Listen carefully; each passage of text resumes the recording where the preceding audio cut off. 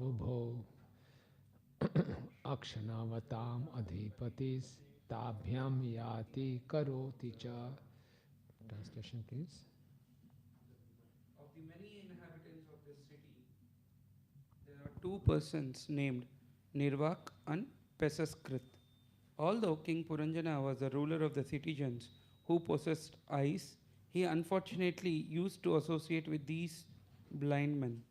Accompanied by them, he used to go here and there and perform various activities. Yeah. Nirvak and Pesha Askrit. That means they're not able to speak, they're not able to see. Nirvak means without speech. Pesha Askrit means blind. So they refer to hand and feet. And hand and feet are not able to see and not able to speak. They used to go here and there. Okay. Purport, please. There is a reference to the arms and legs of the living entity. The two legs do not speak and they are blind. If a person simply trusts his legs to take him walking, he is likely to fall into a hole or a bump into something. Thus, by the blind legs, one's life may be placed in jeopardy. Of the senses that are working, the hands and legs are very important, but they have no eyes to see. This means that in the hands and legs there are no holes. In the head there are many holes, two eyes, two nostrils, two ears, and one mouth. But lower down in the arms and legs there are no holes. Consequently, the arms and the legs have been described as andha, blind. Although the living entity has many holes in his body, he nonetheless has to work with his hands and arms.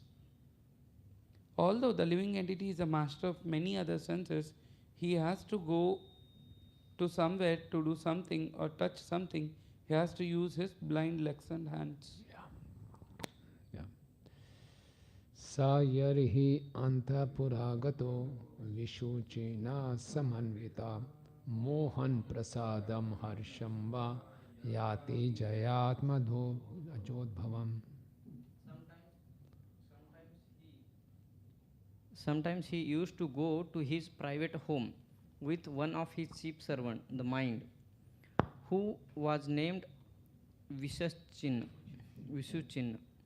At that time, illusion, satisfaction, and happiness used to be produced from his wife and children. Yeah. So, yes, please, purport. According to the Vedic conclusions, one's self is situated within the heart. As stated in Vedic language, Radhe ayam atma pratishthitam. The self is situated within the heart. In the material condition, however, the spirit is covered by the material qualities, namely goodness, passion, and darkness. And within the heart, these three qualities react. For instance, when one is in goodness, he feels happiness. When one is in passion, he feels satisfaction through the material enjoyment. And when one is in darkness, he feels bewilderment. All these activities are of the mind and they function on the platform of thinking, feeling, and willing. When the living entity is encircled by wife, children, and home, he acts on the mental plane. Sometimes he is very happy, sometimes he is very much satisfied, sometimes he is not satisfied, and sometimes he is bewildered. Bewilderment is called moho, illusion. Illusioned by society, friendship, and love, the living entity thinks that his so called society, friendship, and love, nationality, community, etc., will give him protection. He does not know that after death he will be thrown into the hands of very strong material nature that will force him to accept a certain type of body according to his present work. This body may not even a human body. Thus, the living entity's feeling of security in his life in the midst of society, wife, friendship is nothing but illusion. All living entities engaged in various material bodies are illusioned by the present activities of material enjoyment. They forget their real business, which is to go back home, back to Godhead. Everyone who is not in Krishna consciousness must be considered to be in illusion. One's so called feeling of happiness and satisfaction resulting from material things are also illusions.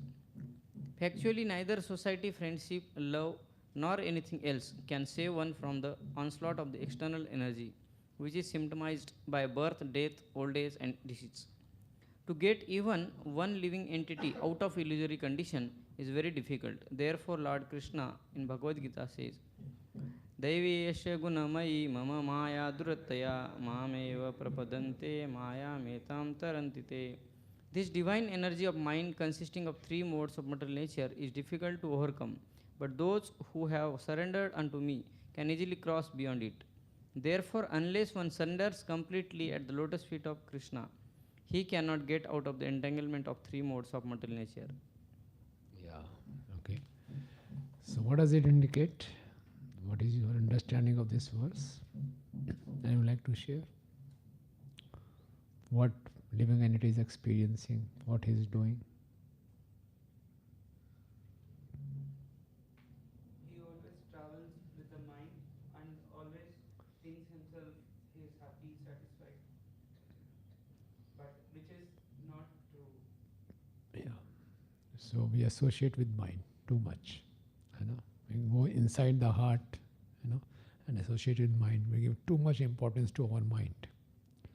And we have too much faith in our mind, you know, and accordingly we feel happy, distressed, mixed happiness, you know, and the intelligence in the children. So Vishwanshu Thakur is saying that what is the children? Children means generalizing, particularizing, ascertaining, realizing. They are children of intelligence, functions of intelligence.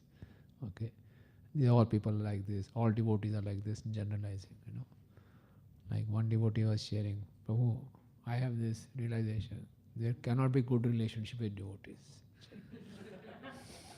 Pakka. Pura experience. He such people go inside the mind. Usne bhi dhokha diya, usne bhi ye kiya. There cannot be good relationship with devotees. Generalizing. You know. So we do like this. We make some opinion, thus finish. So that's why it happens, because we associate too much with our mind and we give too much importance to our mind. So that's a very dangerous thing. That's called idle mind is devil's workshop. So we should always keep the mind engaged in thinking, feeling, willing about Krishna, spiritual master, service. Like there's very one quote, wonderful quote by His Holiness Gopal Krishna Swami Maharaj. I think it was on 26th September. Yeah. So I'll just share with you.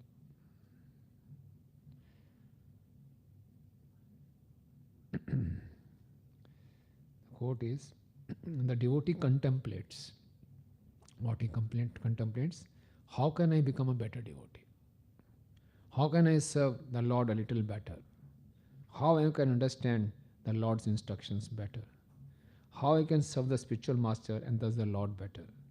Because he is contemplating like that, he also develops an attachment that he should engage only in those activities which will help him realize the contemplation.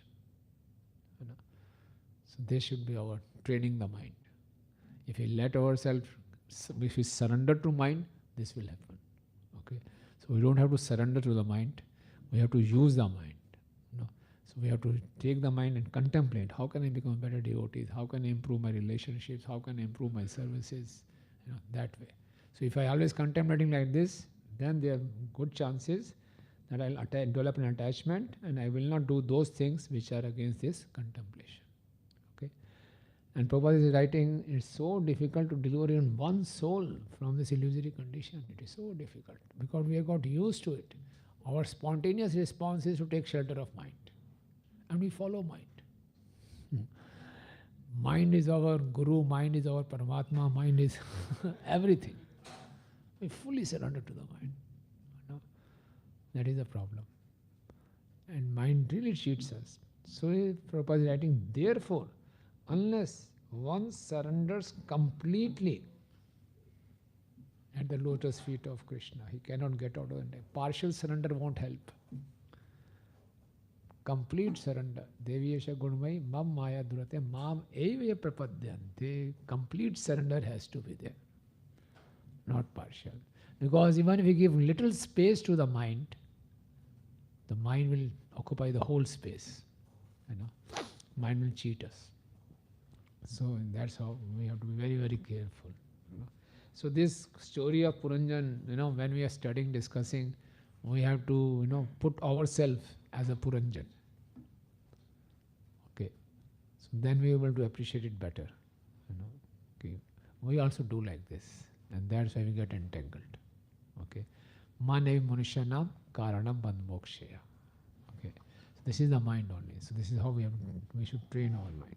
Okay, 56. Now Puranjan will be captivated by his wife. That is the Tamo Buddhi. Evam karmasu sansakta kamatma vanchito buddha mahishi yad yad eheta tatad devana vartata. Translation. Being thus engaged in different types of mental concoction and engaged in fruitive activities, King Puranjan came completely under the control of material intelligence and was thus cheated. Indeed, he used to fulfill all the desires of his wife, the queen. Yeah, that's how it happens with us. We get completely cheated. Okay.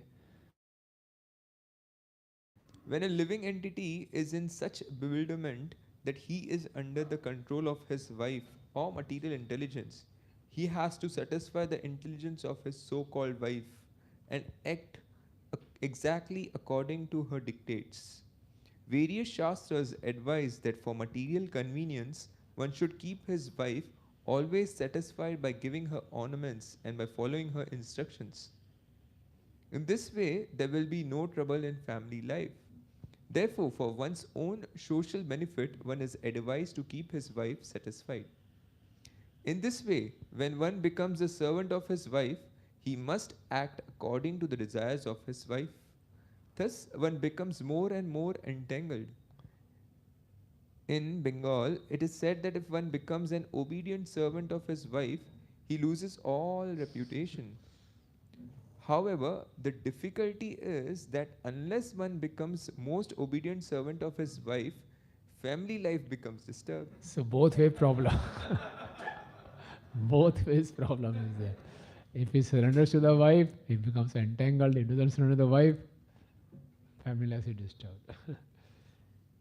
In the Western countries, these disturbances give rise to the divorce law. And in Eastern countries like India, there is separation. Now, this disturbance is confirmed by the new introduction of the divorce law in India. Within the heart, the mind is acting, thinking, feeling, and willing, and falling under the control of one's wife is the same as falling under the control of material intelligence. Thus, one begets children by his wife and becomes entangled in so many activities under the control of mental concoctions. Yeah. Translation, please. Next 4 verses.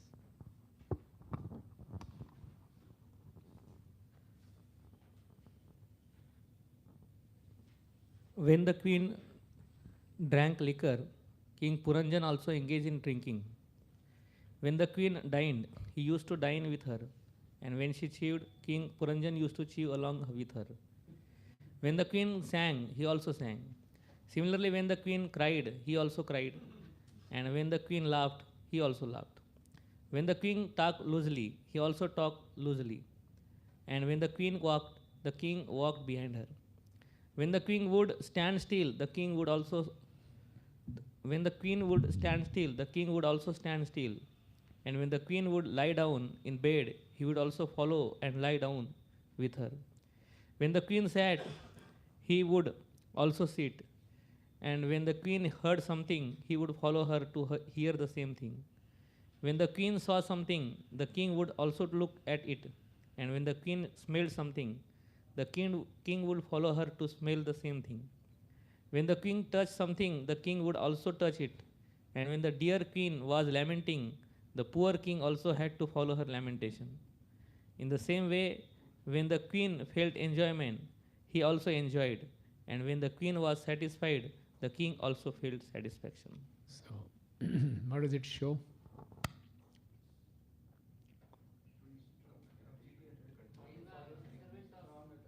Yeah? Yes, Prabhu? Yeah, that is Prakriti Kriya Mananam Gune Karmani Sarvesha. Ahankara Vimuratma Karta. So actually, soul, the living entity is Satchit Anand. Soul is always blissful. But this is our mind and intelligence which makes us this and that, so many things. So I mean, there is no vikar in the soul, but because we identify ourselves with the subtle and the gross body, we go through all these kind of transformations in the mind. Okay, so we become servant of the mind. Okay, purport, Prabhu. The mind is the place where the self is situated, and the mind is conducted by the intelligence. The living entity situated within the heart follows the intelligence. The intelligence is herein depicted as the queen, and the soul, under the mental control, follows the material intelligence, just as the king follows his wife. The conclusion is that material intelligence is the cause of bondage for the living entity.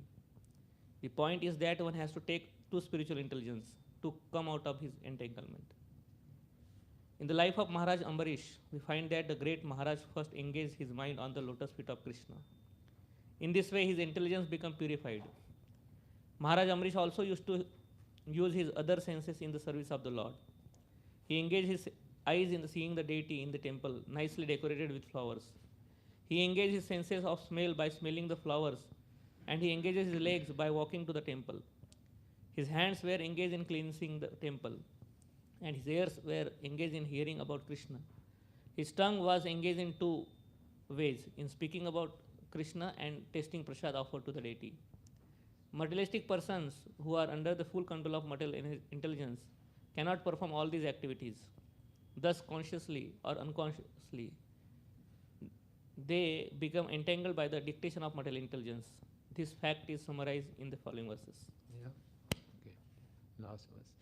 Vipralabdo mahishevam sarva prakarti vanchita naichan anukaro yatgya prevyat krinamrigo yatha. Yes, Prabhu.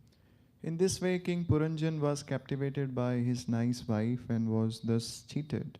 Indeed, he became cheated in his whole existence in the material world, even against that poor foolish king's desires. He remained under the control of his wife, just like a pet animal that dances according to the orders of its master. Yeah, please. Purport. The word vipralabdaha is very significant in this verse. We means specifically, and pralabdaha means obtain. Just to satisfy his desires, the king got the queen, and thus he became cheated by material existence. Although he was not willing to do so, he remained a pet animal under the control of the material intelligence. Just as a pet monkey dances according to the desires of its master, the king danced according to the desires of the queen. In Srimad Bhagavatam, it is said, Mahat Sevam Dwaram Ahur Vimuktaha. If one associates with a saintly person, a devotee, one's path of liberation becomes clear. But if one associates with a woman or with a person who is too much addicted to a woman, his path of bondage becomes completely clear. On the whole, for spiritual advancement, one must give up the company of women. This is what is meant by the order of sannyas, the renounced order. Before taking sannyas or completely renouncing the material world, one has to practice avoiding illicit sex. Sex life, licit or illicit, is practically the same. But through illicit sex, one becomes more and more captivated. By regulating one's sex life, there is a chance that one may eventually be able to renounce sex or renounce the association of women. If this can be done, advancement in spiritual life comes very easily. How one becomes captivated by the association of one's dear wife is explained in this chapter by Narad Muni. Attraction for one's wife means attraction for the material qualities. One who is attracted by the material qualities of darkness is in the lowest stage of life, whereas one who is attracted by the material quality of goodness is in better position. Sometimes we see that when a person is on the platform of material goodness, he is attracted more or less by the cultivation of knowledge. This is of course a better position, for knowledge gives one the preference to accept devotional service. Unless one comes to the platform of knowledge, the Brahma Bhuta stage, one cannot advance in devotional service.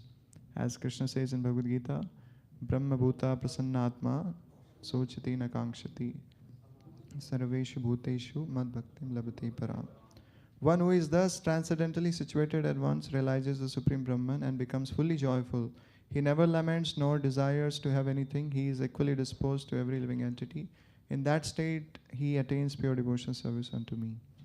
The platform of knowledge is advantageous because it is a means by which one may come to the stage of devotional service. However, if one takes to devotional service directly, knowledge is revealed without separate endeavor. This is confirmed in Srimad Bhagavatam.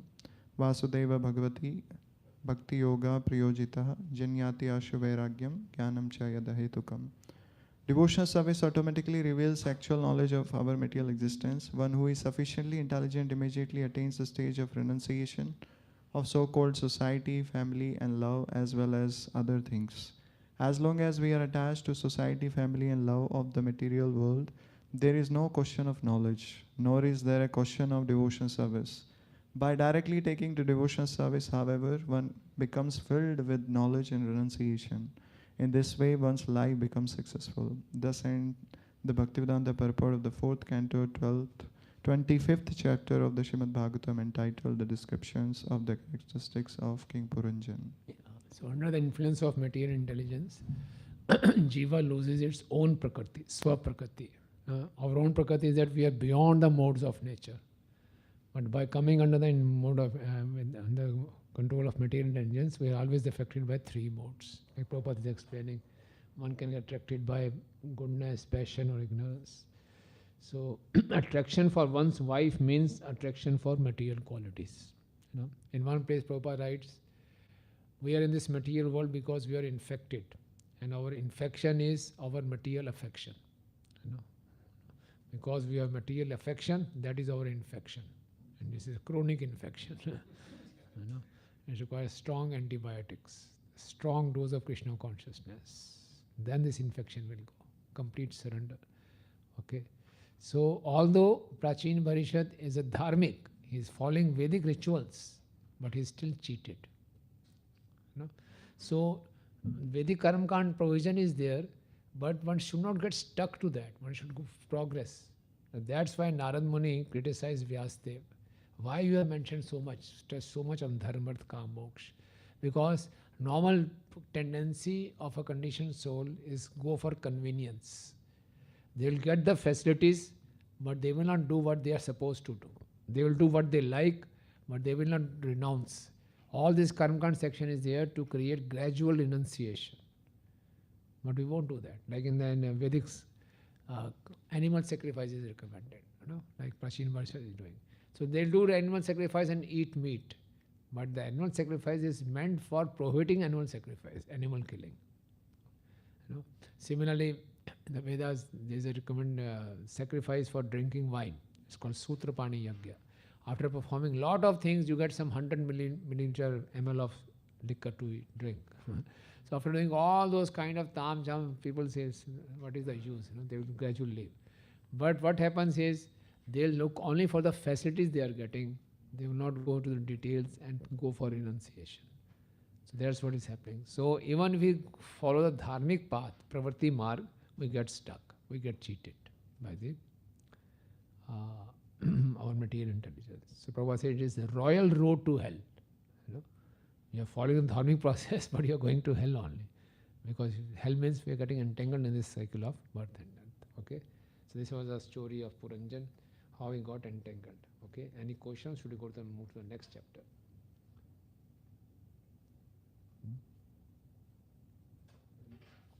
Yeah.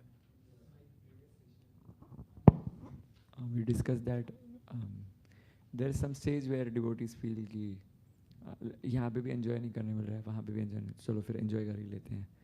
And this we have heard कि be in association, शास्त्र पढ़ो, then still same things are happening. History repeats. So then does this solution doesn't works for them also, like? Yeah. So like this is called midlife crisis. So it's a big topic, but in short, why it happens, and this stage comes in the life of all the devotees. Not in the stage of devotees, it comes in the stage of life of professional also. So those who are professionals, outside professionals, after spending 10, 15 years at the age of 40, 45, they also feel vacuum. What I am doing? What is the aim of life?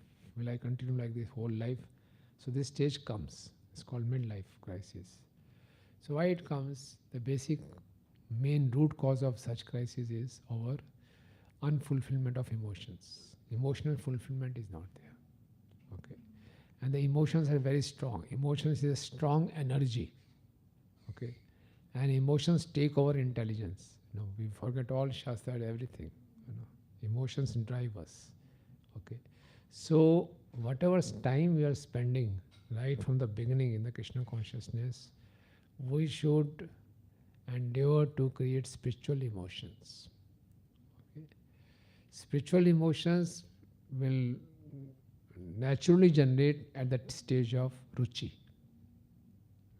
And the ruchi is na dhanam, na janam, na sundari. I don't want. From my heart I don't want. I only want Krishna's devotional service. That is ruchi. I have developed taste for devotional service, so I have lost all taste for material things. This is genuine taste. So that is the stage of ruchi. But it's not so easy to reach the stage of ruchi. So what should we do? But we should aspire for it. Right from the beginning, whatever we do, we should do with spiritual emotions. What are the spiritual emotions? The emotion is to satisfy Guru and Krishna. The problem with us is when we look for emotional support, we feel that someone should come to me, someone should, flatter me, someone should, butter me, talk with me, appreciate me, spend time with me. Then I feel I am emotionally satisfied. Okay? That is only temporary fulfillment. Again I will feel hungry. Again I look for some support. Again I look for some person who should come to me, satisfy me, appreciate me. No, this is not emotional.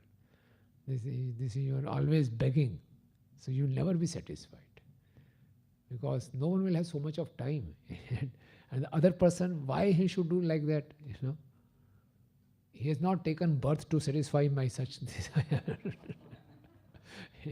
He has gone through all the pains in the womb of his mother to fulfill his desires. Not to fulfill my desire.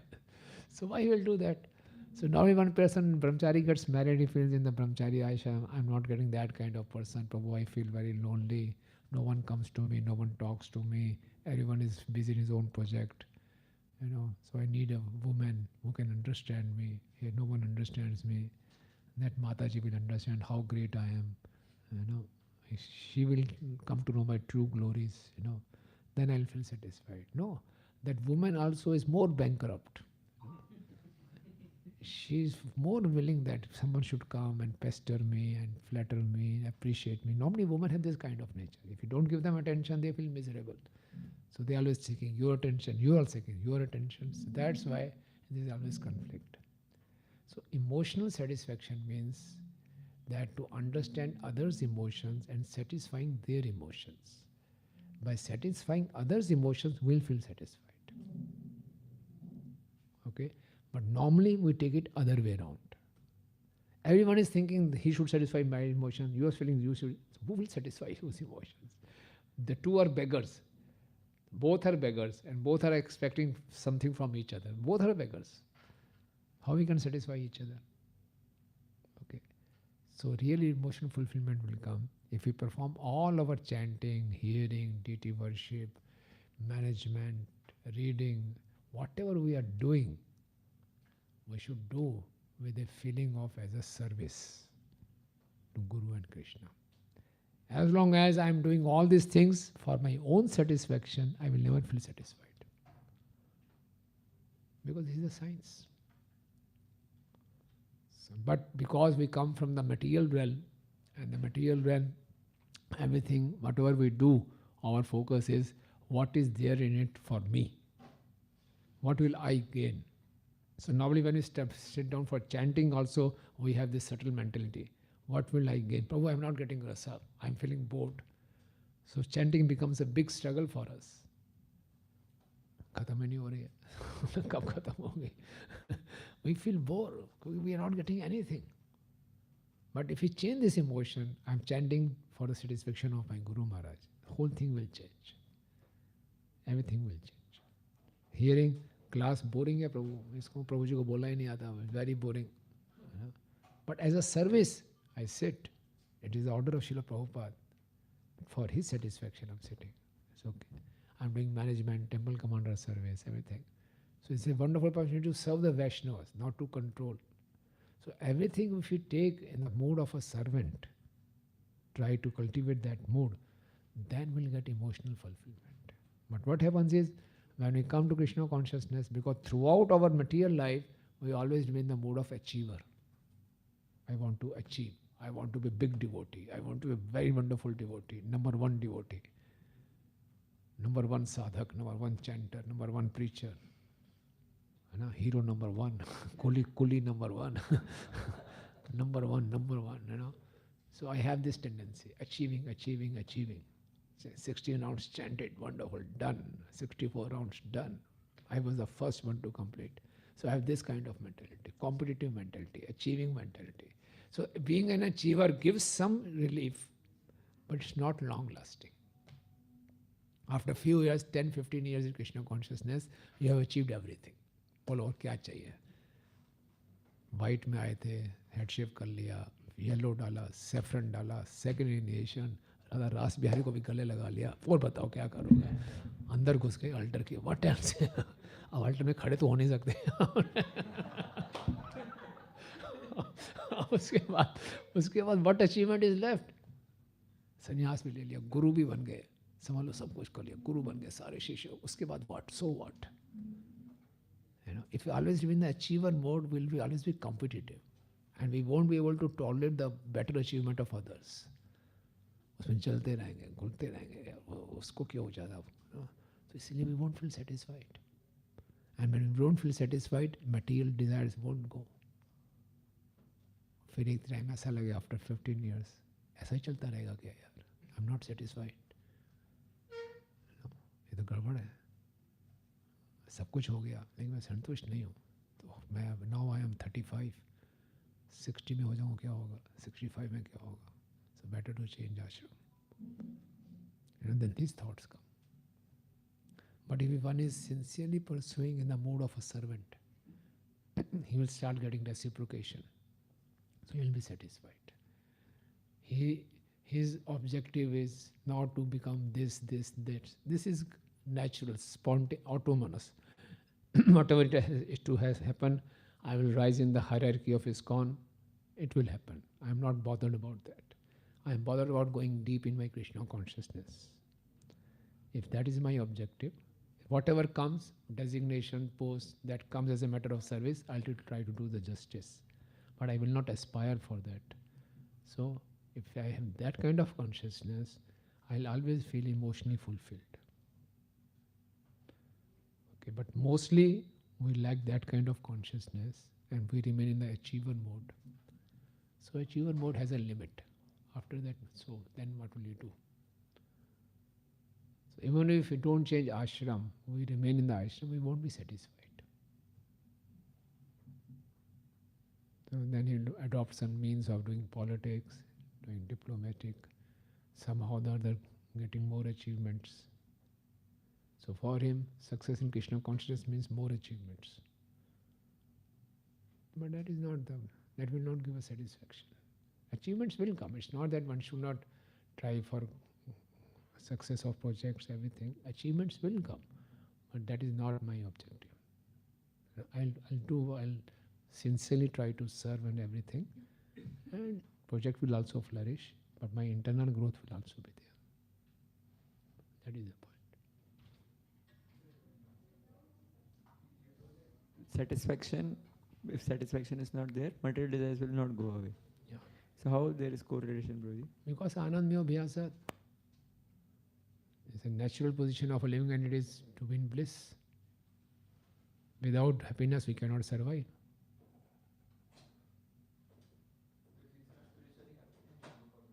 Yeah, obviously. It's natural. Right. Okay.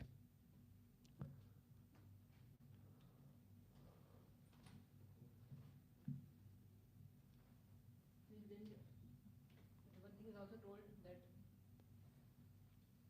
at some point of time, one thing is also told that at some point of time, because we have the habit of coming from that kind of background and everything, so if you don't have some achievement or accomplishment, so we feel something is missing. Yeah. So how do we relate this? Yeah. So that's why in the beginning our seniors also encourage us. Very good, very good. Mano in charge of this, in charge of cleaning, in charge of that.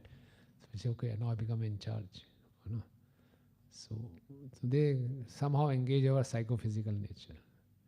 But when we read scriptures, when we hear, we should know this is not the real thing. I have to come out of this. Right? But that doesn't mean that I won't work very sincerely in my services. Prabhuji, don't disturb me. My emotional fulfillment ढूंढ रहा हूँ. अंदर शांति चाहिए, अंदर खुशी चाहिए. मुझे वो करने दीजिए. No, when I go for book distribution, ये सब लड़ाई झगड़ा ये नहीं. अंदर चाहिए बस internal growth. No, internal growth will come by external service only. Engaging my mind and senses in the service of Guru and Krishna. That way I'll engage my passion. But I should know for whom I am doing all this running around. I should be very honest. Peasant will be mixed. I also want for myself and for some part for Guru and Krishna. No problem. I should be honest. But gradually I have to increase that part and reduce this part, selfish part. It won't happen all of a sudden, gradually. So what will be the motivation for dedicating it to Guru and Krishna? My relationship with them. So how the relationship will grow? By better sadhana and service. So relationship, spiritual master comes by good sadhana and good service. So I have something that is called higher emotions. So because without emotions, one can never be satisfied. With intelligence, with knowledge, one is not satisfied. Only with emotions one is satisfied. We all are emotional beings. Clear? So we all are emotional beings. So we need to have higher emotions. Like patriots there, freedom fighters. They have higher emotions, slightly higher emotions, that we have to free the country, okay? And they are ready to give up their lives. Just imagine. Human bombs, they become human bombs. Not so easy. Higher emotions. And terrorists also, they have higher emotions. They rise above the bodily platform. They are ready to give up their lives. Just imagine. This is the strength of emotions, Jihad, they become so cruel in that, but they have some higher emotions. On their own, they are doing very good thing. The more they will kill, the more they are pleasing Allah. They think like that. They have higher emotions, in a way, in a negative side. Okay, so we should cultivate such higher emotions. Then we will be able to transcend the bodily platform. Otherwise, the mind will keep on cheating us. Prabhupada could undergo so much of hardships because of higher emotions to satisfy Bhakti Siddhanta Saraswati Thakur Maharaj. Whenever he was in America, he used to inquire when the next ship is going back to India. But again, he used to remember Guru Maharaj's instructions. No, I have to stay back. So similarly, we are saying, and at this moment, how Guru Maharaj will react? What Guru Maharaj will expect from me at this time, at this moment? What should be my response? That should guide my response. So that is higher emotions. By these higher emotions, we can conquer our lower emotions. Lower emotions come from material intelligence and mind.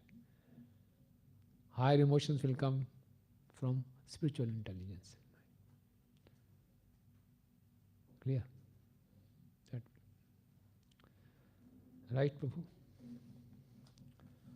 So we'll go to the next chapter. Yeah. Okay, thank you. Yeah. Narad, Puranjan goes to the forest to hunt and his queen becomes angry. Narad Uvacha. So this is now again one more analogy within analogy. So complicated, All of you have this Subodhini? So next class you can bring this Subodhini. It will help us to understand, because a lot of tables are there. This analogy means this, that. So it is able to discuss better. Right. I forgot to tell you in the morning. Yeah. Translation, please.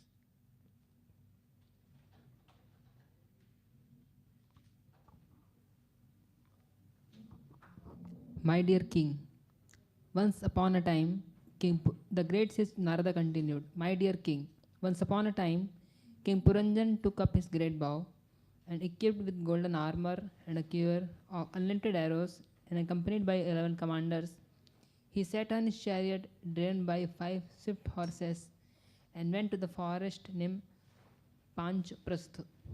He took with him in that chariot 2 explosive arrows. The chariot itself was situated on 2 wheels and a revolving axle. On the chariot were 3 flags, 1 rein, 1 chariot driver, 1 sitting place, 2 poles to which the harness was fixed, 5 weapons, and 7 coverings. The chariot moved in 5 different styles, and 5 obstacles lay before it. All the decorations of the chariot were made of gold. कुछ समझ में नहीं आएगा नहीं?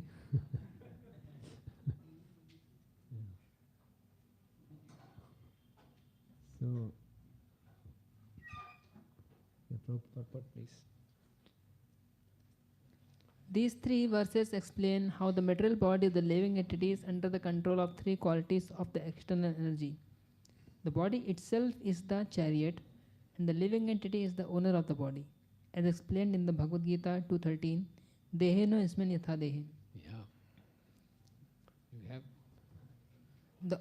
The owner of the body is called the Dehi, and he is situated within this body, especially within the heart. The living entity is driven by 1 chariot driver. The chariot itself is made of 3 gunas, 3 qualities of material nature, as confirmed in the Bhagavad Gita 1861. Yantra Ruhani Maya. The word yantra means carriage. The body is given by material nature, and the driver of that body is Paramatma, the super soul. The living entity is seated within the chariot. This is the actual position. The living entity has always been influenced by 3 qualities: sattva, rajas, goodness, rajas, passion, and tamas, ignorance. This is also confirmed in the Bhagavad Gita 7.13, Tripir Gunamair Bhavai. The living entity is bewildered by the 3 qualities of material nature. These 3 qualities are described in the verse. This verses has 3 flags. By a flag, one can come to know who the owner of the chariot is. Similarly, by the influence of 3 qualities of material nature, one can easily know the direction in which the chariot is moving. In other words, one who has eyes to see and can understand how the body is being driven, influenced by the particular type of quality of material nature. In these 3 verses, the activity of the living entity is described to prove how the body becomes influenced by the quality of ignorance, even when a person wants to be religious. Narad Muni wanted to prove King Prachin Bharishat that the king was being influenced by the Tamoguna, the quality of ignorance, even though the king was supposed to be very religious. According to Karma Kandiya, the process of fruitive activities, a person performs various sacrifices directed by the Vedas, and in all those sacrifices, animal killing or experimenting on life of animals to test the power of the Vedic mantras is enjoined. Animal killing is certainly conducted under the influence of the mode of ignorance. Even though one may be religiously inclined, animal sacrifice is recommended in the Shastras, not only the Vedas, but even in the modern scripture of other sects. These animal sacrifices are recommended in the name of religion, but animal sacrifice is meant for a person in the mode of ignorance. When such people kill animals, they can at least do so in the name of religion. However, when the religious system is transcendental, like the Vaishnava religion, there is no place for animal sacrifice. Such a transcendental religious system is recommended by the Krishna in the Bhagavad Gita 1866, Sarva dharman parityajya mam ekam sharanam vraja, aham tvam sarva papebhyo mokshayami masucha. Abandon all varieties of religion and just surrender unto me. I shall deliver you from all sinful reactions. Do not fear. Because King Prachin Bharishat was engaged in performing various sacrifices in which animals were killed, Narad Muni pointed out that such sacrifices are influenced by the mode of ignorance. From the very beginning of Srimad Bhagavatam 112, it is said, Dharma projita kaitavatra. All kinds of religious systems that are involved in cheating are completely kicked out of Srimad Bhagavatam. In the Bhagavad Dharma, the religion dealing with one's relationship with the Supreme Personality of Godhead, animal sacrifice is not recommended. In the performance of Sankirtan Yajna, Hare Krishna, Krishna Krishna, Hare Hare Hare, Hare, Hare Ram, Hare Hare Ram, Ram, Ram Ram, Hare Hare. There is no recommendation for animal sacrifices. In these three verses, King Puranjan's going to the forest to kill animals is the symbolic of living entities being driven by the mode of ignorance, and thus engaging in different activities for sense gratification. The material body itself indicates that living entity is already influenced by the three modes of material nature, and that he is driven to enjoy material resources. When the body is influenced with the mode of ignorance, its infection becomes very acute. When it is influenced by the mode of passion, the infection is at the symptomatic stage. However, when the body is influenced with the mode of goodness, the materialistic infection becomes purified. The ritualistic ceremonies recommended in the religious systems are certainly on the platform of goodness, but because within this material world, even the mode of goodness is sometimes polluted by other qualities, namely passion and ignorance, a man in goodness is sometimes driven by the influence of ignorance. It is here been described that King Puranjan once went to the forest to kill animals. This means that he, the living entity, came under the influence of mode of ignorance.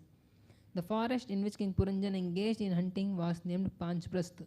The word Panch means five, and this indicates the object of the five senses. The body has five working senses, namely the hands, the legs, the tongue, the rectum, and the genitals. But taking full advantage of these working senses, the body enjoys material life. The chariot is driven by five horses, which represents the five sense organs, namely the eyes, ears, nose, skin, and tongue. These sense organs are very easily attracted by sense objects. Consequently, the horses are described as moving swiftly. On the chariot, King Puranjan kept two explosive weapons, which may be compared to Ahankara or false ego. This false ego is typified by two attitudes: I am this body, Ahanta, and everything in my bodily relationships belongs to me, Mamta. The two wheels of the chariot may be compared to the two moving facilities, namely sinful life and religious life. The chariot is decorated with three flags, which represents the three modes of material nature. The five kinds of obstacles or uneven roads represent the five kinds of air passing within the body. These are Prana, Apana, Udana, Saman, and Vyana. The body itself is covered by seven coverings, namely skin, muscle, fat, blood, marrow, bone, and semen. The living entity is covered by three subtle material elements and five gross material elements. These are actually obstacles placed before the living entity on the path of liberation from material bondage. The word Rashmi, rope, in this verse indicates the mind. The word Nida is also significant, for Nida indicates the nest where a bird takes rest. In this case, Nida in the heart where the living entity is situated. The living entity sits in one place only. The cause of his bondage are two, namely lamentation and illusion. In material existence, the living entity simply hankers to get something he can never get. Therefore, he is in illusion. As a result of being in this illusory situation, the living entity is always lamenting. Thus, lamenting and illusion are described herein as Dvi Kubar, the two posts of bondage. The living entity carries out various desires through five different processes, which indicate the working of the five working senses. The golden ornaments and dress indicates that living entity is influenced by the quality of Rajoguna, passion. One who has a good deal of money or riches is especially driven by the mode of passion. Being influenced by the mode of passion, one desires so many things for enjoyment in this material world. The 11 commanders represent the 10 senses and the mind. The mind is always making plans with the 10 commanders to enjoy the material world. The forest named Panchprastha, where the king went to hunt, is the forest of five sense objects: form, taste, sound, smell, and touch. Thus, in these three verses, Narad Muni describes the position of material body and the engagement of the living entity within it. Yeah, you know. So what is chariot indicates? Body. Bow.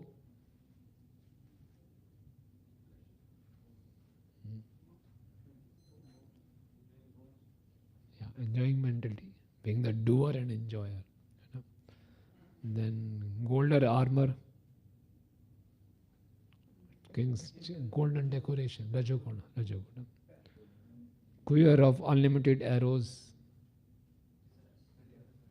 unlimited material desires.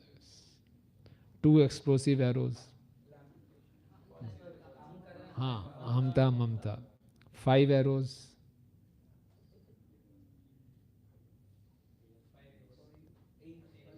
Five? Yeah, no. Five arrows. Functions of five Gyanendriyas. No? Okay. Five horses moving quickly. No, five Gyanendriyas. Two wheels. Yeah, sinful and pious activities. Revolving axle.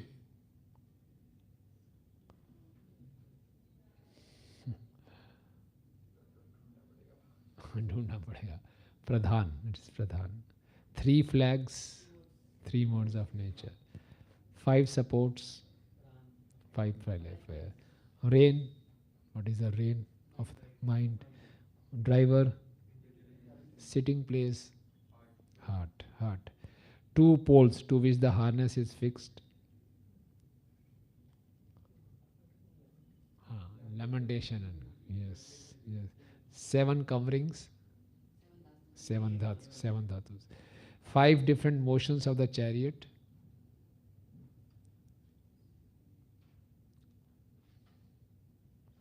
Five actions of karmendriya, working senses.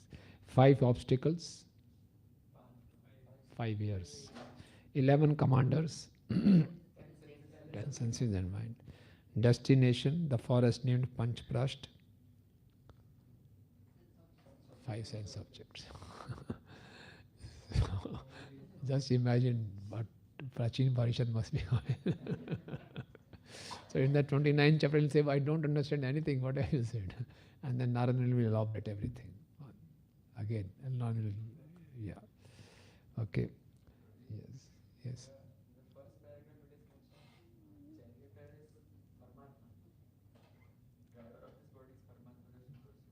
Yeah.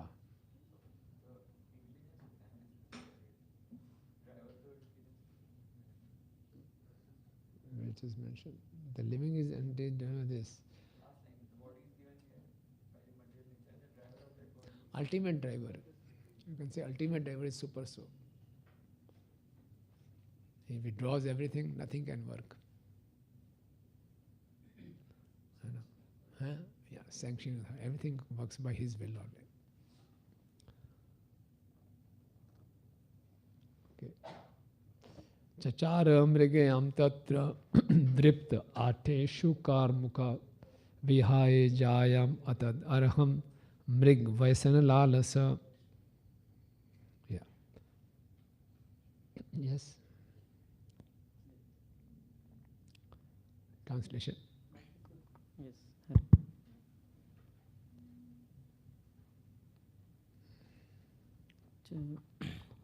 It was almost impossible for King Puranjan to give up the company of his queen, even for a moment. Nonetheless, on that day, being very much inspired by desire to hunt, he took up his bow and arrow with great pride and went to forest, not caring for his wife. Yeah. Vihaya jayam atad arham. So for a dharmic living entity, it is very difficult to give up his wife. He is attached, okay? But still, mrig vyasana lalasa. One day he was very much inspired for hunting. So dript ateshu karmuka. Then being very proud, he went out.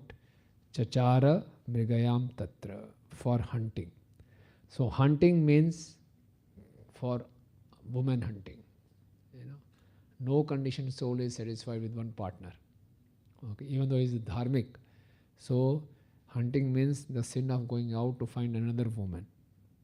And what are his arrows? Arrows were attachment and repulsion. And his bow was what? Absorption in enjoyment. Okay. So this is how. Purport, please. One form of hunting is known as woman hunting. A conditioned soul is never satisfied with one wife. Those whose senses are very much uncontrolled specially try to hunt for many women.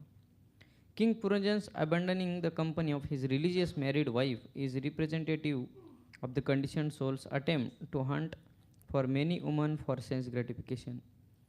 Wherever a king goes, he is supposed to be accompanied by his queen. But when the king or conditioned soul becomes greatly overpowered by the desire of sense gratification, he does not care for religious principles. Instead, with great pride, he accepts the bow and arrow of attachment and hatred. Or our consciousness is always working in two ways, the right way and the wrong way. When one becomes too proud of his position, influenced by modes of passion, he gives up the right path and accepts the wrong one. Kshatriya kings are sometimes advised to go to the forest to hunt ferocious animals just to learn how to kill. But such forays are never meant for sense gratification. Killing animals to eat their flesh is forbidden for being human beings. It's a very powerful line. Our consciousness is always working in two ways, the right way and the wrong way. Okay. So this is our real asset, where we invest our consciousness, where I am putting my attention. Every moment. So where I put my attention, that will decide the direction of my life. Okay. Now we are sitting in this class. If you are being attentive in the class, attending in hearing purport, discussions, my mindset will be altogether different. But if I am thinking something else, I will miss all these discussions. It won't enter my heart. So every moment, where I am putting my attention, that is my real asset. And accordingly, I will get the return on investment. So if I invest in Krishna, return will be fabulous. But if I invest my attention in these material things, return will be frustration only. So this is how we have to train our mind always where my attention is going. I should be careful. Okay. So where abhyas yoga yuktena chetsa na anya gamina. It's not that only during chanting one has to be attentive. One can be attentive in chanting when he is attentive throughout the day. Throughout the day is not careful where he is putting his attention and fully engaged in Facebooks and this and that. And now he sits down to chant attentively, not possible. So whole day one has to practice where my attention is going. If it's going here and there, chetsa ane gamna, bring it back. Okay, this is very important. And when he becomes too proud of his position, influenced by mode of passion, he gives up the right path and accepts the wrong one. Although the Puranjan was dharmic, but because he was too proud, so he couldn't decide what is right, what is wrong. Okay. So when we become madant, when we become blind by intelligence, we lose our discrimination. Any examples from the scriptures? Becoming blind by pride. Indra, Govardhanela, Daksha also, yes. Ravan, Hiranyakashipu, so many examples. So when we become very proud, so we don't know what is the right way. And we follow the wrong path only. So it's very important. But if you are always attentive, so we will not also become proud. We will know that whatever I am getting, whatever achievements are there, it's by the mercy of Guru and Krishna. Okay. So that's how one has to be very, very attentive, in every way. Right? Okay. Fifth.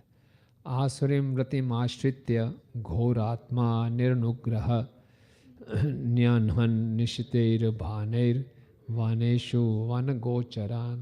Yes. At that time, the king Puranjana was very much influenced by the demoniac propensities. Because of this, his heart became very hard and merciless, and with sharp arrows he killed many innocent animals in the forest, taking no consideration. Yeah. Okay. Purport. Purport. When a man becomes too proud of his material position, he tries to enjoy his senses in an unrestricted way, being influenced by the modes of passion and ignorance. He is thus described as asuric or demoniac. When people are demoniac in spirit, they are not merciful toward the poor animals. Consequently, they maintain various animal slaughterhouses. This is technically called suna or himsa, which means the killing of living beings. In Kali Yuga, due to the increase of the modes of passion and ignorance, almost all men are asuric or Yeah. demoniac. Yeah. Therefore, they are very much fond of eating flesh, and for this end, they maintain various kinds of animal slaughterhouses. So when one becomes proud, his heart becomes very hard and merciless. So it's very dangerous. You know. When we become too self-absorbed, we'll become hard-hearted. You know. We see in the fourth canto, Daksh Prajapati, he was so self-absorbed. Sati was his favorite daughter, youngest daughter. You know. But because he was envious of Lord Shiva, he was very much self-absorbed. I am much, much better than Shiva. He got so hard-hearted. Sati committed suicide in front of him. He was not at all moved. You know. Similarly, Kansa. Earlier he was loving Devaki so much. But once he came to know that Devaki's 8th son is going to kill me, he became so hard-hearted. On the day of marriage, he was willing to kill his own sister. So it's very dangerous, the mode of passion and ignorance. If you get too absorbed in the self-prestige, self-reputation, we become hard-hearted. Okay? And then we won't, mind killing someone, doing injustice to others. That becomes, So it's very dangerous. So this hard-heartedness is actually weakness of the heart. Okay? Bhaktivinoda Thakur describes 4 kinds of anarthas, and one kind of anartha is Hridaya Dorbalyam. And the Hridaya Dorbalyam has 4 parts. First part is Tuchha Sakti. We have attachment for the material things. Even for small things, we have asakti, attachment. Okay? This attachment means Hridaya Dorbalyam. Okay? Second part of Hridaya Dorbalyam is fault finding, Kutinati. We become duplicitous and we see faults in others. Okay. Third part of Hridaya Dorbalyam is Matsarya, envy. We cannot tolerate the progress of others. And the fourth aspect of Hridaya Dorbalyam is Swapratishtha. We hanker for our own recognition. So these are the aspects of weakness of heart. So if you are finding faults in others, if you are feeling envious, if you want that I should get more name, fame, recognition, or if I am having attachments, that shows weakness of heart.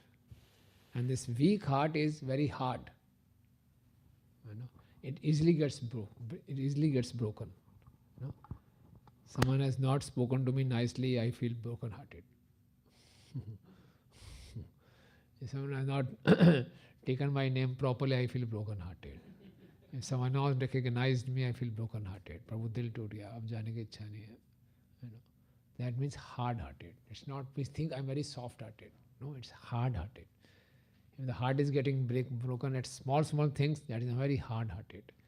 So in a hard heart, mercy won't enter. Mercy will reflect back. In the soft heart, the mercy is absorbed. When the heart is soft, the Bhakti Lata Bij is deeply implanted. In the hard heart, Bhakti cannot be implanted. So we have to make our heart strong and soft. To know Krishna, we should have a strong and soft heart. Materialistic person's heart is hard and brittle. Okay? And the devotee's heart is soft and strong. Okay. Soft means he will not be able to tolerate others' miseries. Par dukhe dukhi. Hard heart is par dukhe sukhi. And par sukhe dukhi. That is hard-heartedness. Okay. So we have come here when we are performing good sadhana and everything, our heart should become softer and softer and softer. And we should analyze if these 4 symptoms are there. What are the 4 symptoms of Hridaya Durbalyam? Tucha Sakti, Tucha Sakti, Kutinati, Matsarya and Swapatishta. So whenever we have these 4 symptoms, we should not blame others. It is my problem, my heart problem, weakness of heart. Okay, so I should work on myself to make my heart strong. So better hearing, better chanting, reading, serving devotees, that way I'll be able to make my heart strong. Otherwise, weak heart means hard-hearted. And hard-hearted means he will commit violence. Violence means giving miseries to other living entities. Not only killing. When we disturb other living entities, it's envy. And envy can be at different levels. One envy can be on the level of mind. I just don't like this person. Whatever he does, I just don't like. It's on the level of mind. Then it comes in the level of words. I start blaspheming. I like to blaspheme. And then it comes in the level of body, actions. I'll purposefully do things so that he cannot progress. So all these enemies at different levels. So if we are not checking ourselves, the level keep on increasing from mind to words, words to action it will come. And more we are degrading ourselves. Okay. So when we read all these, scriptures, Srimad Bhagavatam, so Bhagavatam acts like a mirror for us. Okay.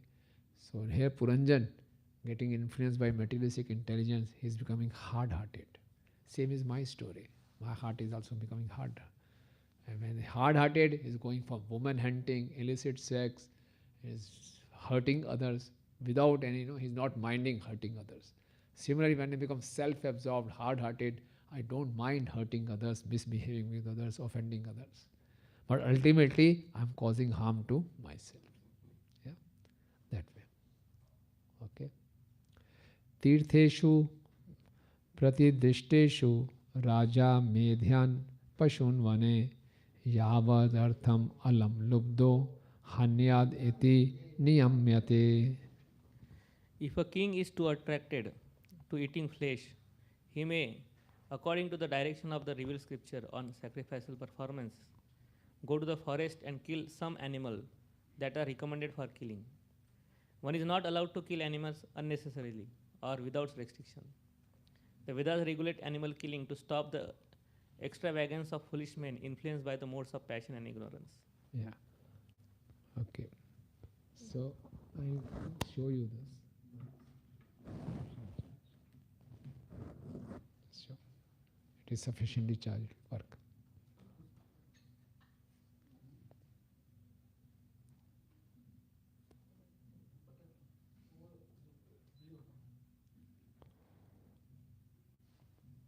Coming?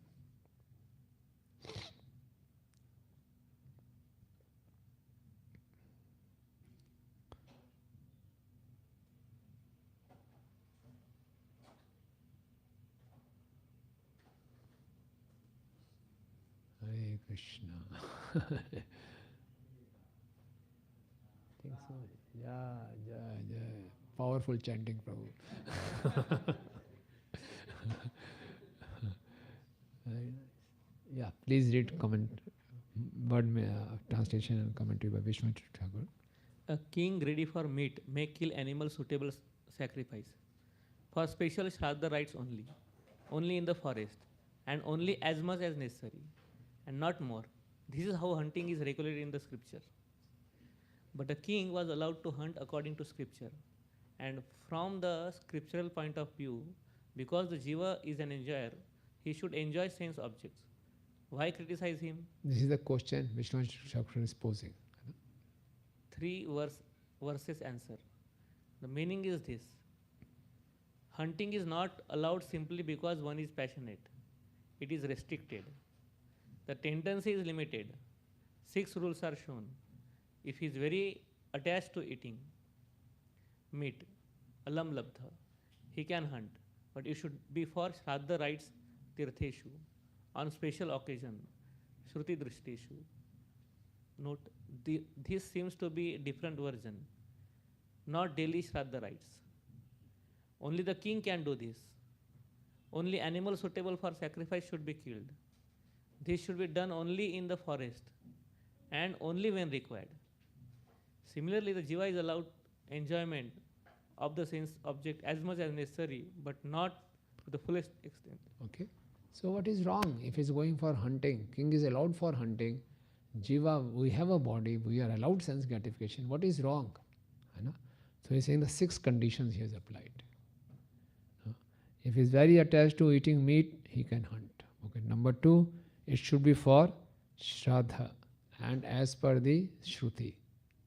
Number 3, only the king can do this. Number 4, only animals suitable for the sacrifice should be killed, not indiscriminate killing. Number 5, those should be done only in the forest. And number 6, only when required.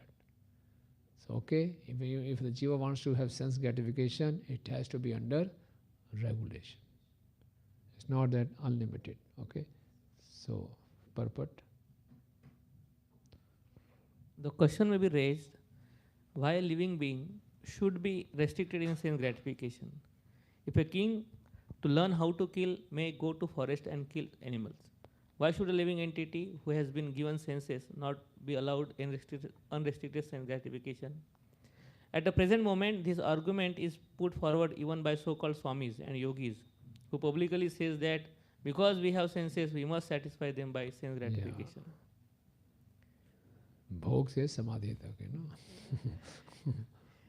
These foolish swamis and yogis, however, do not know the injunctions of the Shastras.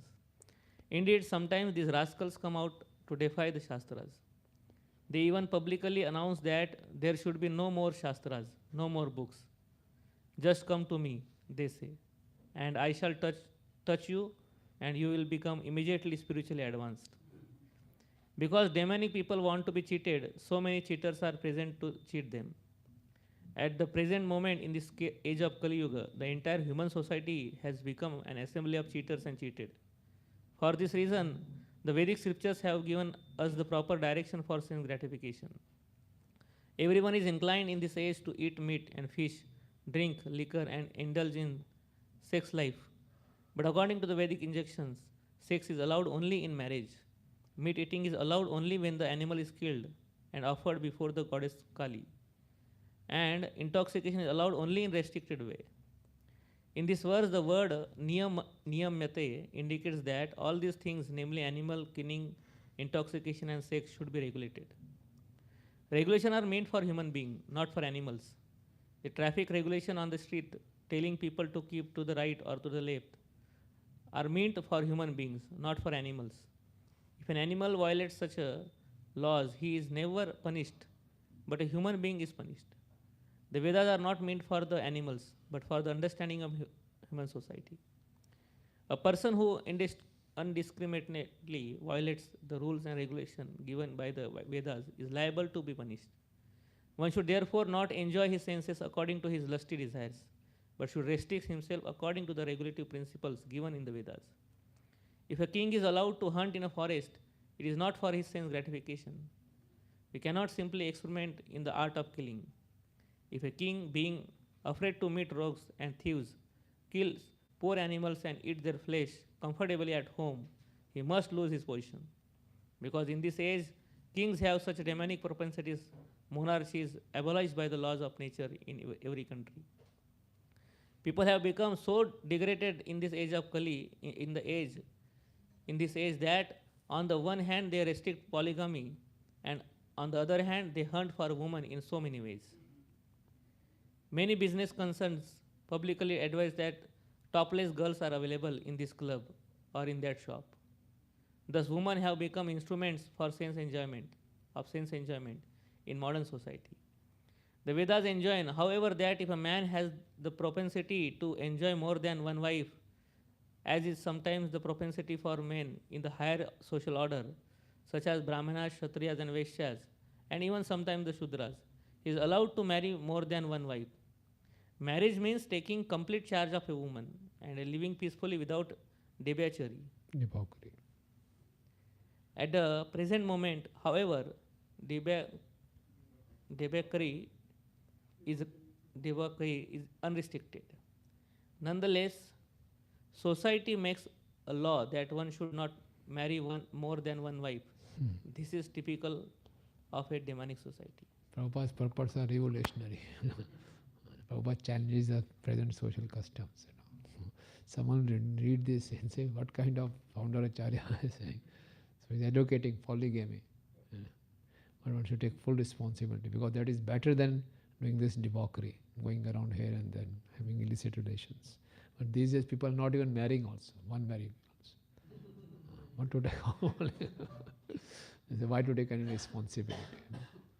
So this is so bad. This is all the Western influence. No marriage, only live-in relations, and then no one is happy. No one is happy. It's just like animal life. In the West, if you go, you don't find family culture. Even broken families, and they have, even if they marry, wife has some children, husband has some children, and they're together, joint combination also children. So my children, your children is playing with our children. So, and then after them they also separate, and it's very common, very common. And that culture, what culture? That kind of thing is coming in India also. So it's very bad. So one can never remain satisfied. So out of such culture, how will get brahmacharis? How there's no brahmacharya, nothing. I mean, there's no brahmacharya, no spirituality. Without proper brahmacharya, one cannot follow spirituality. So that's why it's called demonic society. Very bad. So that's why so much of preaching is required. And now the time is good. The government is supporting us. So now we should have, make ourselves also very strong and preach this, so that this can be checked. If we don't check it, the influence is so strong. You must have seen in Mumbai and Delhi, so much of such kind of relationships are there. Now it's becoming common now. So we should stop this, that way. Okay.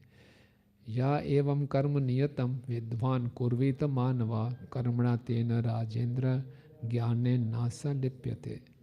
So what result will come if you follow the Shastras? Okay. My dear king, any person who works according to the directions of the Vedic scriptures does not become involved in fruitive activities. Yeah, purport please. Purport. Just as government may issue trade licenses in order for its citizens to act in a certain way, the Vedas contain injunctions that restrain and regulate all of our fruitive activities. All living entities have come into this material world to enjoy themselves. Consequently, the Vedas are given to regulate sense enjoyment. One who enjoys his senses under the Vedic regulative principles does not become entangled in the actions and reactions of his activities. As stated in Bhagavad Gita, Yajnartha Karmanaha, one should act only for the performance of yajna or to satisfy Lord Vishnu.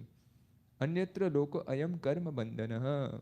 Otherwise, any action will produce a reaction by which the living entity will be bound. A human being is especially meant to attain liberation from the bondage of birth, death, old age, and disease. He is therefore directed by the Vedic regulative principles to work in such a way that he may fulfill his desires for sense gratification and at the same time gradually become free from material bondage. Action according to such principles is called knowledge. Indeed, the word Veda means knowledge. The word Jnanena Salipyate indicate that by following the Vedic principle, one does not become involved in the action and reaction of his fruitive activities. Everyone is therefore advised to act in terms of the Vedic injunctions and not irresponsibly. When a person within a state acts according to the laws and license of the government, he does not become involved in the criminal activities. Man-made laws, however, are always defective because they are made by the man who are prone to committing mistakes, being illusioned, cheating, and having imperfect senses. The Vedic injunctions are different because they do not have these 4 defects. Vedic instructions are not subjected to mistakes.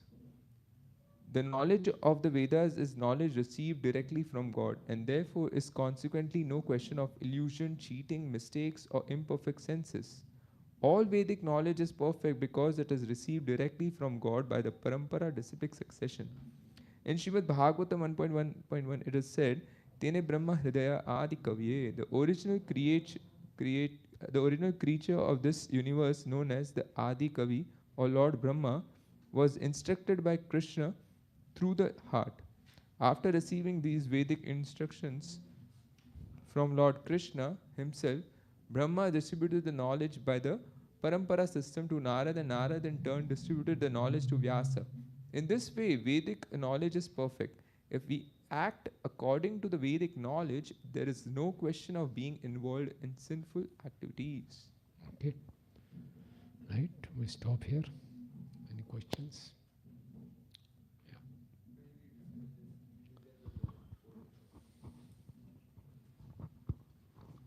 What is the solution, Prabhuji? Like how to overcome it or what to do then? Yeah. This is there. This is there. So by attentive hearing and chanting. You know. So hearing gives us a lot of strength. You know, chanting also gives a lot of strength. Serving devotees. So when we see some inspiration, it helps us to overcome our weaknesses. You know, remembering their examples. Reading scriptures, when we read about Prahlad Maharaj, Dhruv Maharaj, and discuss about them, that gives us strength. Haridas Thakur, that gives us strength. Okay. So that way we can strengthen our heart. And we have, because that's why we started following 4 Legacy principles. Initially we were very weak-hearted. It's impossible. We never thought we'll be able to chant 16 rounds. No, it was weak heart. We got scared. 16 rounds, no, Mangalarti, no. But now it's gradually the heart has become little strong, so we could follow this. We could join the ashram. It was weak-hearted people. So it requires some strength to join the ashram. And now it requires more strength to continue in the ashram. So that way. Right.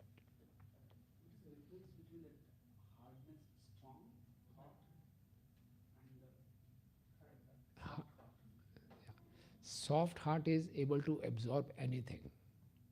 On his personal attack, he will be able to absorb anything. That is strong. Yeah, yeah. Soft and strong. Because it is able, soft and strong. Soft heart is strong heart because it is able to absorb anything. Haridas Thakur was able to absorb all kinds of insults, all kinds of physical abuse. He was able to absorb. He was a strong hearted. Because Krishna is there. Krishna is a strong person. So he could absorb.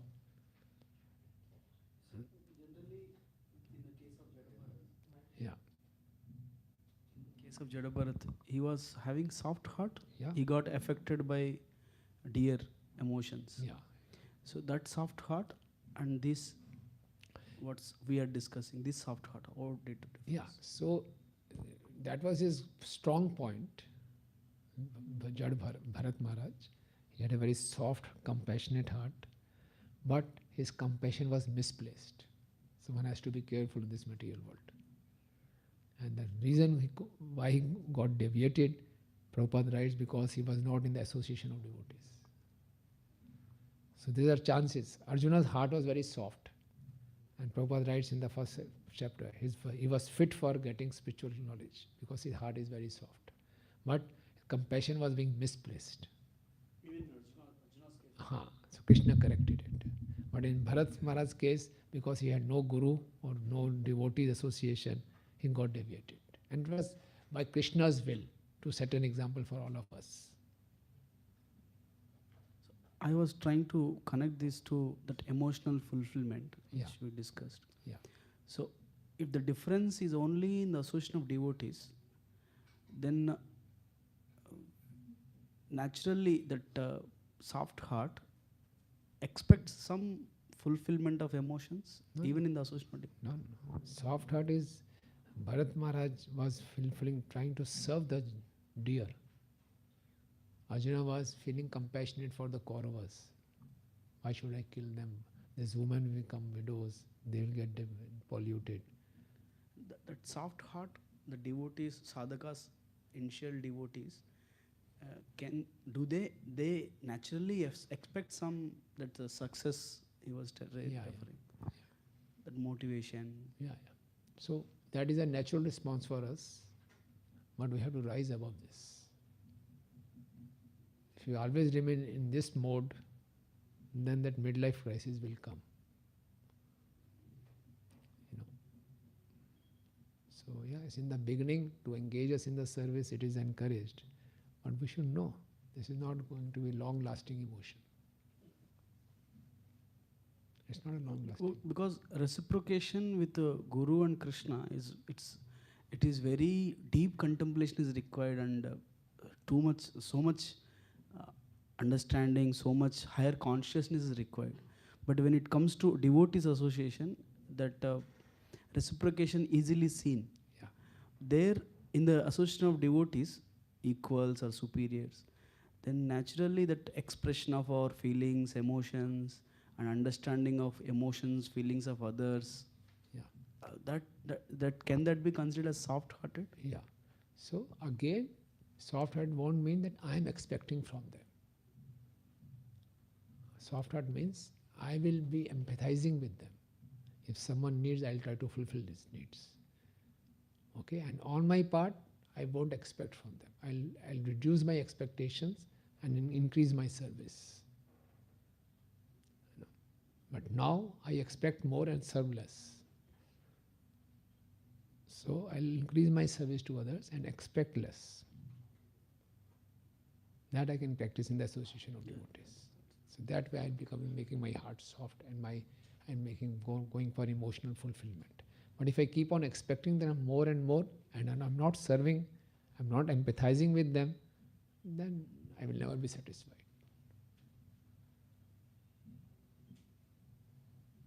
Clear? Yes. Thank you.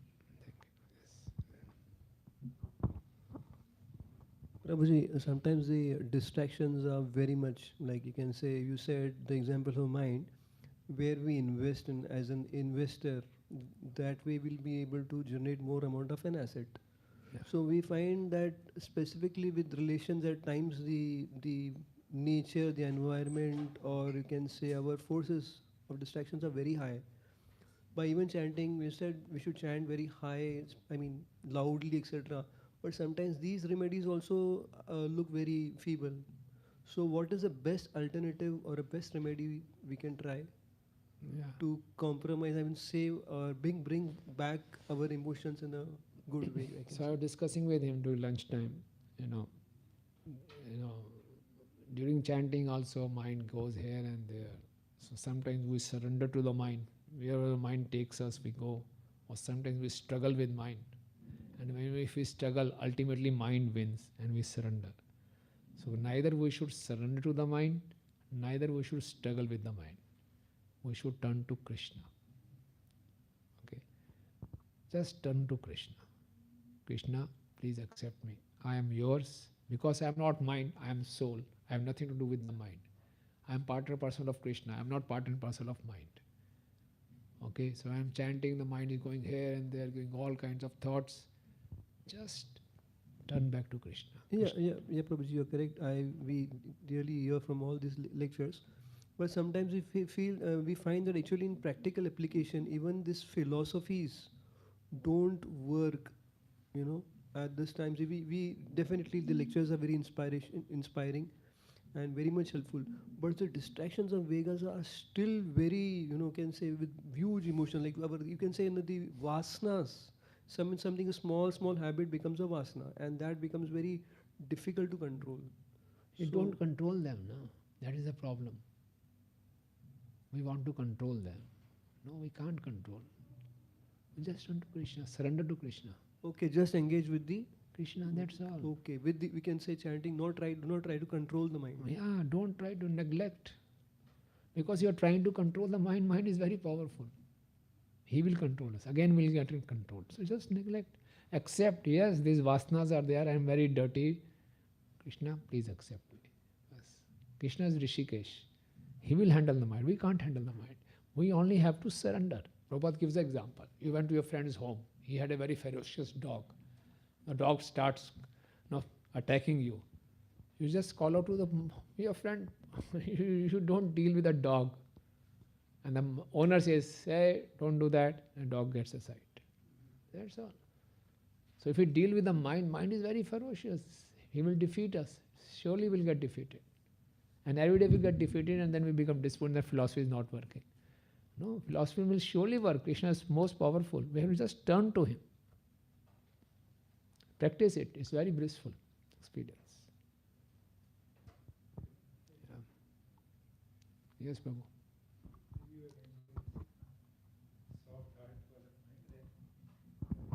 Thinking this, why we are saying this, that soft heart means always having the emotion of trying to please others. Why this is called as soft heart? Yeah, soft heart means par dukhe dukhi, par sukhe sukhi, par dukhe dukhi. Hard heart is the reverse, par dukhe sukhi, par sukhe dukhi. So when you see others in distress, I am trying my best to relieve their distress. Compassion, love and compassion.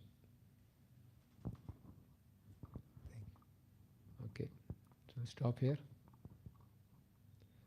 Thank you. Jai Shri Prabhupada ki Jai, Granth Srimad Bhagavatam ki Jai, Nitai Gaur Premanande.